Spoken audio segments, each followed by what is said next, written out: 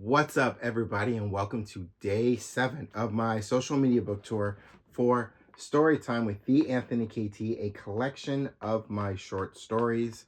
Welcome, everybody. To start off, I wanted to say thank you to all of those who have stuck around for what is now 7 days of my social media book tour. And if you're just jumping in for day 7, welcome.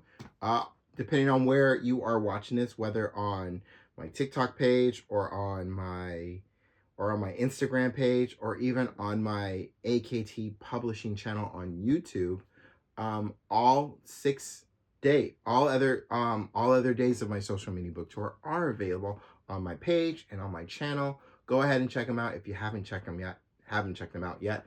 And if you're watching this, excuse me, if you're watching this on my channel, don't forget to hit that like button, leave a comment, let me know what you thought of today's day, and don't forget to subscribe to keep up with all other everything else that's going on this channel.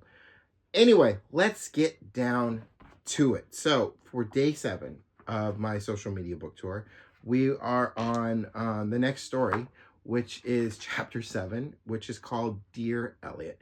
Now, before I tell you a little bit behind the scenes about Dear Elliot, about like how I came up with this idea, I want to start off by reading the about the story portion about the portion about the I want to read the about the story of Dear Elliot. So let's get to it.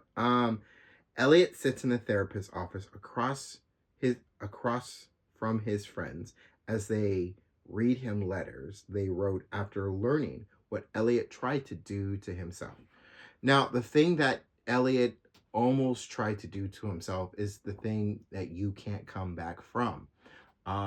It's the thing that if once you do it, that's it. It's a wrap. It's over. There's no coming back from it. Um, so to tell you, to get a little behind the scenes of the idea I came up for Dear Elliot, really the idea for Dear Elliot,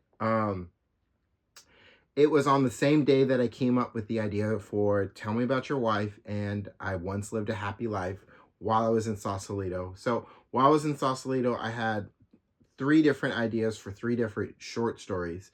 Tell Me About Your Wife, I Once Lived a Happy Life, and Dear Elliot, all on the same day while I was in Sausalito and also up in the Marin Highlands. As I talked about for the other 2 stories that are in this book, Tell Me About Your Wife and I Once Lived a Happy Life, which are in this book right here. These were shorts. These Sausalito is my home away from home kind of place, my escape from the world for a little while, where I'm able just to go and just kind of shut down for a little bit and just kind of relax and recharge for a couple hours and just enjoy the breeze of the bay, listen to the bay, watch um, watch ferries and sail ship and sailing boats and seagulls, even even a seal. I've seen a seal a couple of times around that area too. And then once I walk around downtown for a little bit, I'll get back in my car and I'll drive up to the Marin Highlands, get a great view, park in a spot where I can get a great view of Golden Gate, really feel the breeze. Sometimes watch ships pull in or pull out or sail out.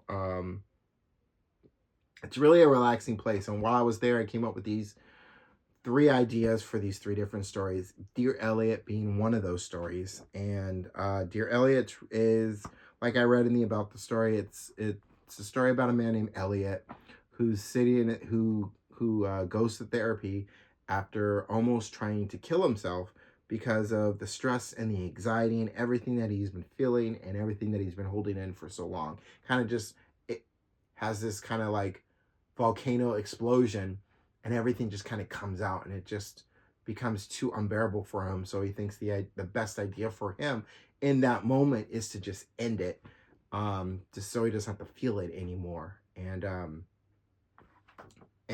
you read about, and as you get into it, you learn about what stopped him and things that kind of go from there, and you kind of learn about why he did what he did, why he almost did what he did. The story is really more dialogue, as you're hearing from Elliot, there's dialogue from Elliot, dialogue from the therapist, and dialogue from his friends as well. So, but I'm gonna go ahead. I'm gonna read a little bit of Dear Elliot for you. The story you are about to read is not a true story, but it is a story that many people have experienced or know someone that have experienced it. It's okay not to be okay, and it's never a bad thing or a weak thing to ask for help. Elliot, a biracial 39-year-old man, is sitting outside of a therapist's office with his right leg shaking up and down quickly as he looks down at the floor with multiple thoughts rushing through his mind as he is waiting for a therapist to call him in. One thought that is rushing through Elliot's mind is what happened a few days ago on Saturday night that led him to sitting in a therapist's office waiting to be called in. Then the therapist walks out of her office calling Elliot's name. Elliot hears his name, stands up, and walks toward the therapist. She introduces herself, shakes Elliot's hand, and shows Elliot to her office. Elliot walks into her office and he sees his two close friends are in her office. Elliot is curious to know why his friends are in her office. And the therapist says to Elliot that will be a question that will be answered in a moment. Elliot sits in a fairly comfortable chair across from where his friends are sitting. The therapist sits down in her chair and begins the session with her first question.